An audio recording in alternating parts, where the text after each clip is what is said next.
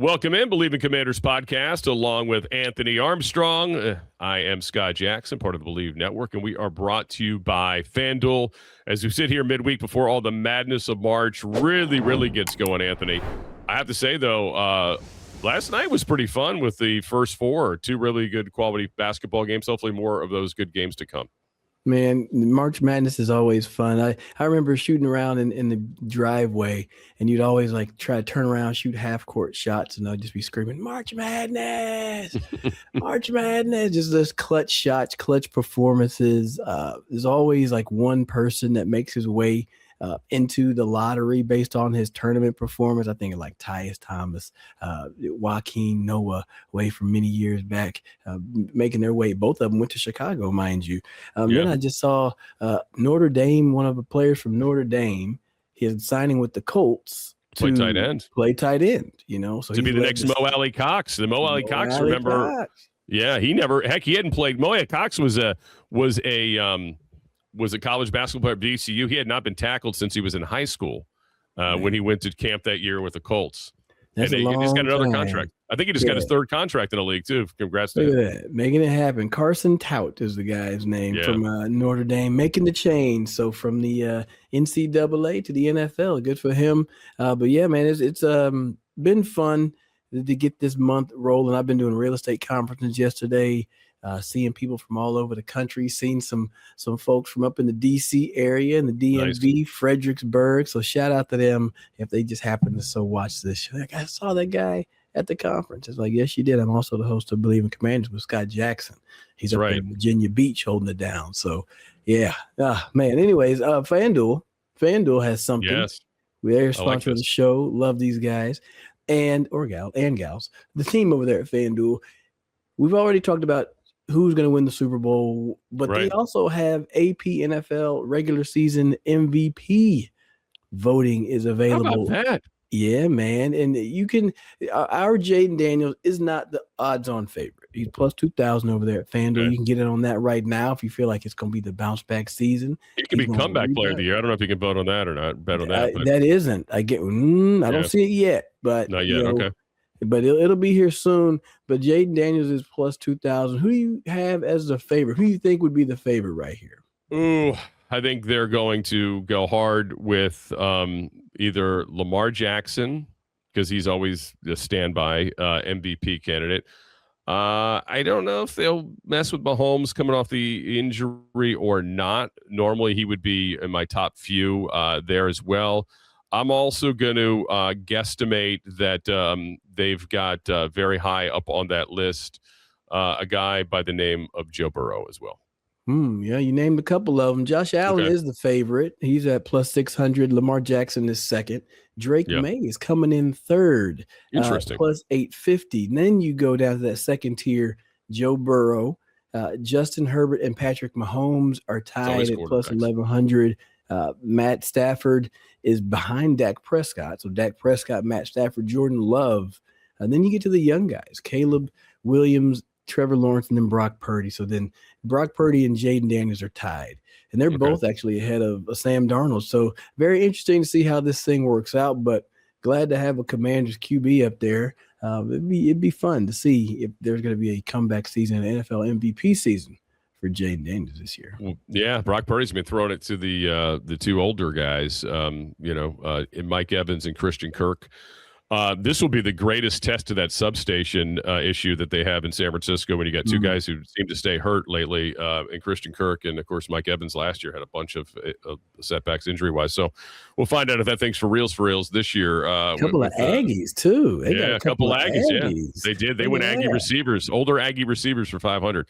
Very interesting. And apparently, as we tape the shows, they're still holding on to Brandon Ayuk's rights, which is interesting. There's been a lot talked about over these last few weeks about that. I feel like I'm Ayuked out at this point, but we'll just continue, as we say, to monitor that situation, Anthony, as we go along here on the Bleav in Commanders podcast, brought to you by FanDuel. By the way, please like, follow, and comment below. We would appreciate you that. But yeah, I mean, look, Jaden Daniels to have like an MVP type of season, I don't think is insane to think that way, that the Commanders are going to need that in this offense, right?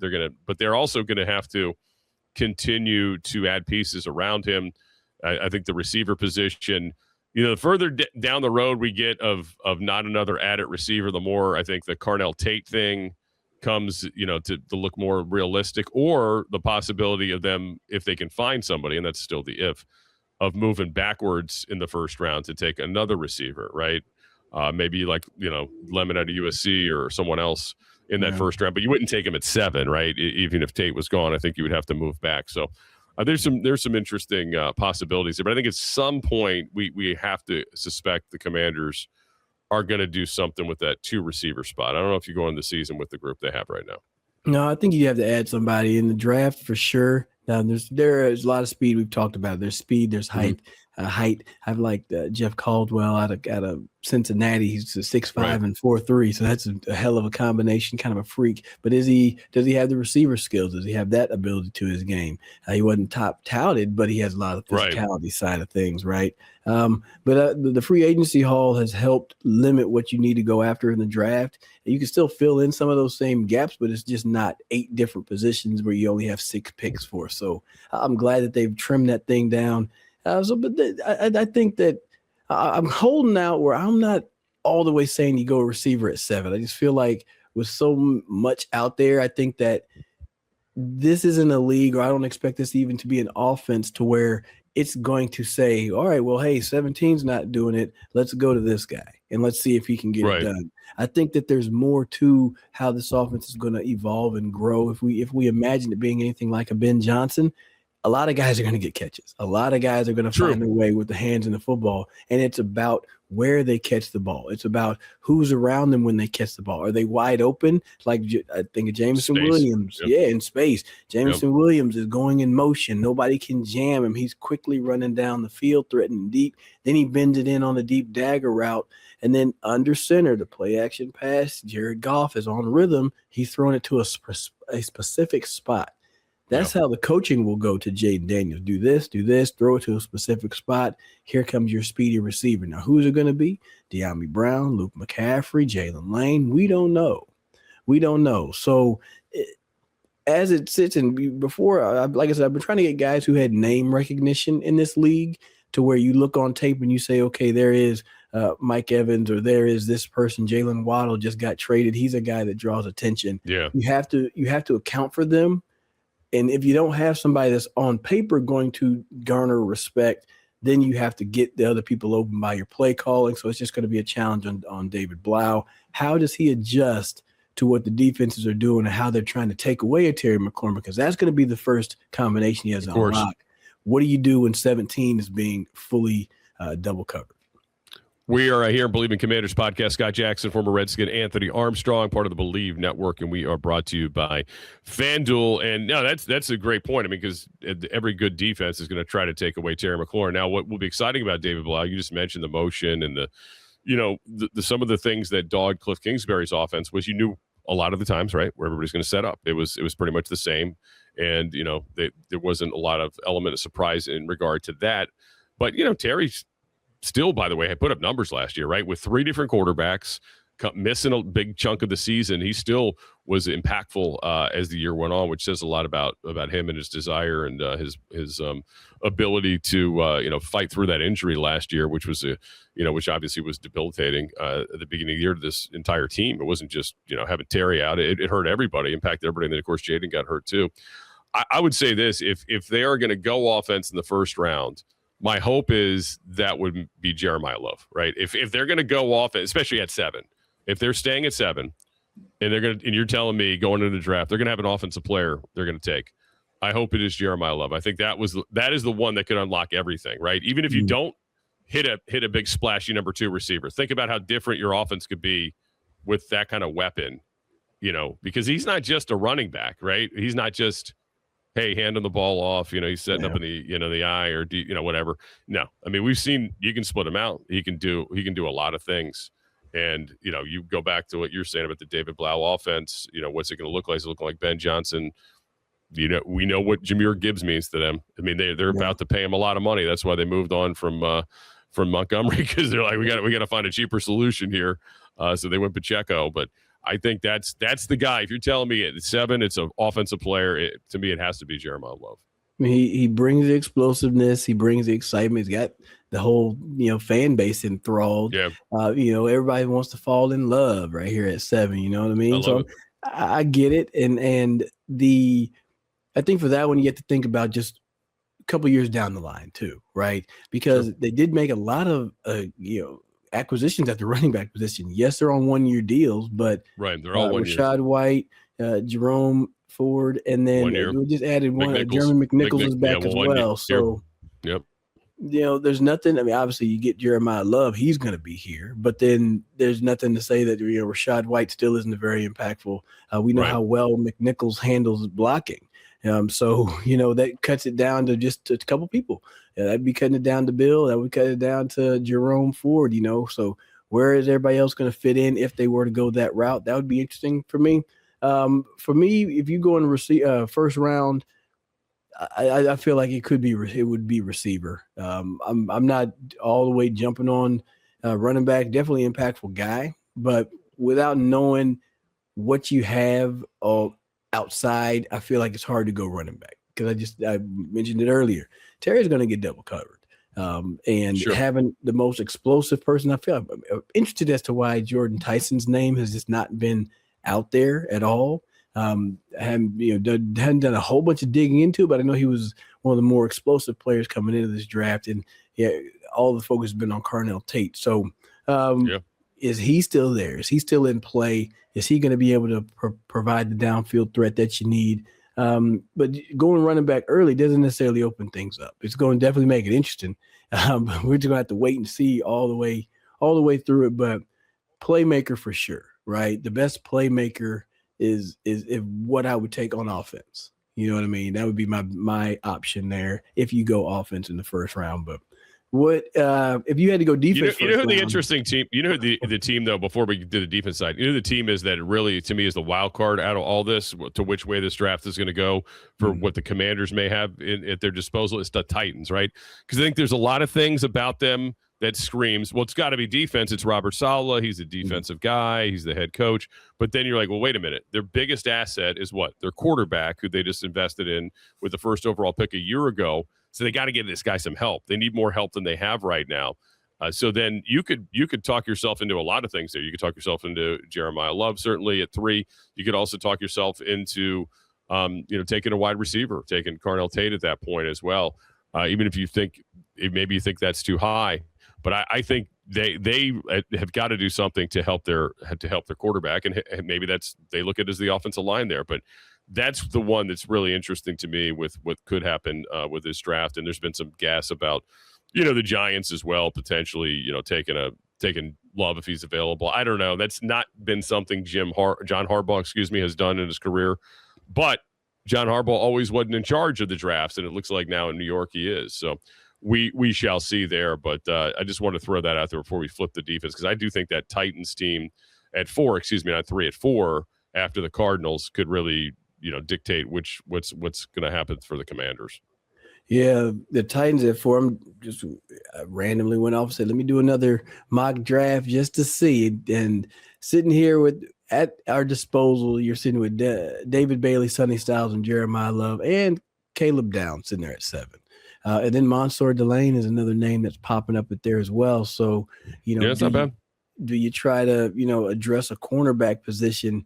But with this other trade for Jalen Waddle, maybe Miami wants to move around and jump up and get somebody as well. So it's going to be an active first part of the draft. Whatever you got planned for the draft day, make sure y'all are ready, because the Commanders are going to be up early, and there's going to be some fireworks around that selection. So it's good to know that you're going to have an impactful player that you're going to be able to bring in.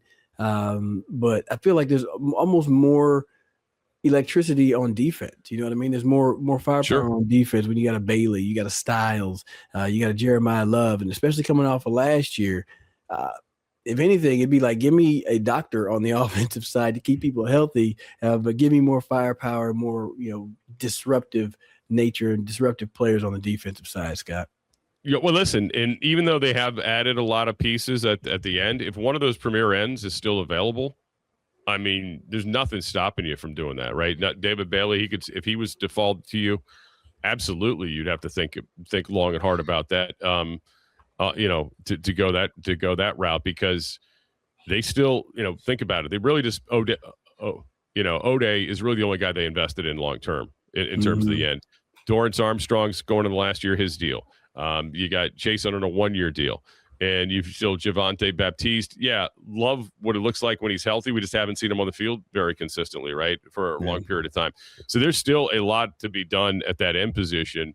I don't think that is, a firm position at this point. So if David Bailey were to fall in your lap, you would have to you'd have to really be tempted to go that route.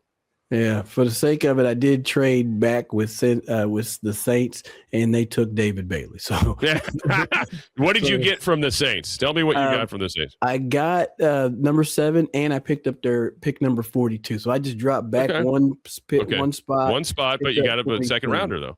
Yeah, I gave up 71. But I jumped up to 42. So I feel like you could take receiver at 42. I think. Yeah. I feel like a receiver would be available at 42, one of the better ones at that point. Of course, we also at some point need to probably circle center on the list of things that you're going to start looking at in day 2 and 3. Probably more likely day 2.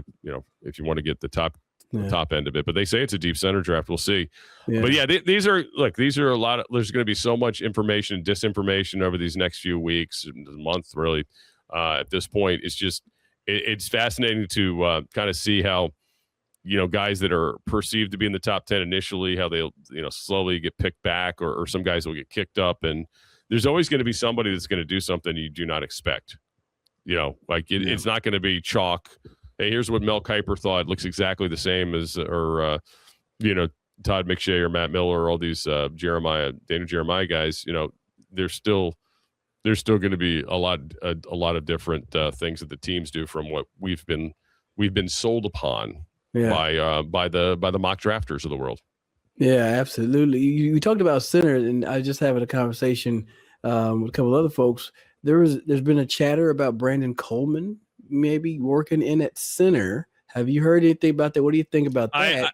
I think there was a moment during the season, and I've seen this audio resurface. I think Bram Weinstein actually shared it at one point, where when Dan Quinn was complimenting Brandon Coleman, he was just talking about all the things that he could do, his skill set, what have you. And I think people have added 2 and 2 to get 5 out of this so far. But hey, look, it's interesting because what do you do with him, right? He originally was a tackle, but he's played more like a guard. He's been he could be the odd man out with Chris Paul back to, again, not in the lineup. And then, then you kick out Grady over to guard if you could do that, but it's not crazy. I mean, we've seen guys transition, from different positions on the line. Back in the day, a guy named Riley McKenzie was here. He was the ultimate Swiss Army knife on the part of the Hogs. That he played guard, center, tackle. He could do anything for you. But nowadays, obviously, it's a lot more specialized. Usually, right, for the lineman, we don't see that often. But hey, man, it would be great if he could. He's still got his rookie contract. Use him, right? Yeah. If you can use him, let's have him play. Let's get him on the field. Get your 5 best. That also goes to the 5 best theory, doesn't it? Yeah. I will say the question that I have for that is where are you at mentally with understanding the protections and knowing where things are going to go. And I mean, hey, this is a whole new system. And he went to TCU, smart guy, wears glasses. So I know a lot of smart folks wear glasses, so he may understand some stuff. But that's the right. It went to TCU, right? Yeah, that's the intricacy of the position. Right. It's more than just lining up. Like you're under center. You're the eyes, and the quarterback comes up and says Mike 5-4, and you're like, no, let's go here. Let's go Mike 52 this way, and then let's B block to here. And you're in charge of that communication a lot of the time. So is he ready to take that responsibility? Does he have the mindset for that? I'm sure he does, but it's good to have people behind you like an Alec Grady, where I feel like you're confident in letting him start. And you mentioned that, but I think that it makes sense to try to get your draft pick from just a couple seasons ago. Find a place for him on the field, and like you say, best 5. Let's get the best 5 out there. But you got Tunsil, that one's in Sharpie. You got Connerly, you would think that one's in Sharpie. You will probably improve here in year 2. Yep. And then Cosme and Sharpie, and those other ones, hey, we can just kind of interchange it and find the right combination. Yeah, I think you're on to it there, but it would be interesting. I mean, again, like you said, the calls are a big part of it. Then I guess the physical part of the snapping. It doesn't look like this team is going to be in as much shotgun this year, but that is going to be a part of it at some point. You would imagine too, right? Like he'll have to be able to do that too. So there's a lot to it. It's not as simple as just saying, oh yeah, just convert to this position, no problem. But if they want to try that, I think that would be fascinating to watch and to see how it would evolve potentially if they go that route.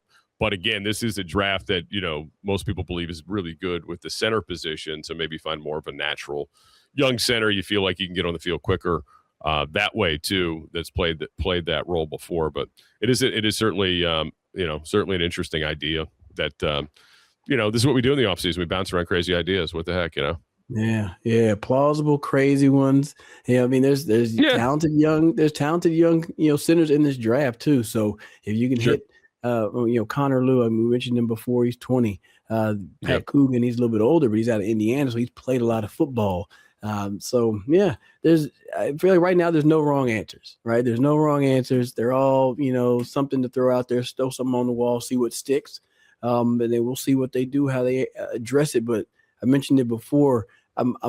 I love the fact that we can sit back, and even though some things may be a little uncertain, a little bit choppy, you trust the sailor, right? You trust the captain of the ship. They're putting things in the right position. They're addressing the right needs. You tell us we don't got any rations on the ship, but then you come out and bring more lifeboats. That ain't the right focus, Scott. Bring me some more food, and they're doing that now. No. I like it. I think your kids are telling us we need to wrap it up, so we'll listen to the kids. Thanks for everybody checking in. Bleav in Commanders podcast, part of the Bleav Network, again, brought to you by FanDuel. Scott Jackson and Anthony Armstrong, give us a follow on the X or wherever you can find us on Instagram. He's at Rated Armstrong. I'm at Jackson Sports on X and at Real Jackson Sports on the Instagram. I'm going to be taking off for a while, Anthony. I'm going to let you hold the ship down for a week and a half or so. I'm going to go over and do some scouting out of London for the Commanders. Well, not really. I'm just going out there to have fun. But anyway, I will think about you while I'm gone. I will send pictures and have a good week and a half. Don't let anything too crazy happen while I'm gone.